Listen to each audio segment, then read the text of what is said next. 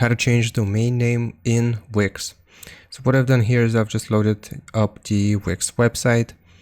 I'm going to click on my profile icon in the top right and then go into account settings. Now here from the account settings, we want to actually navigate to domains. And right here, if you have purchased or connected a domain, you will be able to see your Wix domain right here. So if you want to change your domain name, then you will either have to buy a new domain name or connect a domain that you already own. So for example, if you have a GoDaddy domain, then you can connect it right here.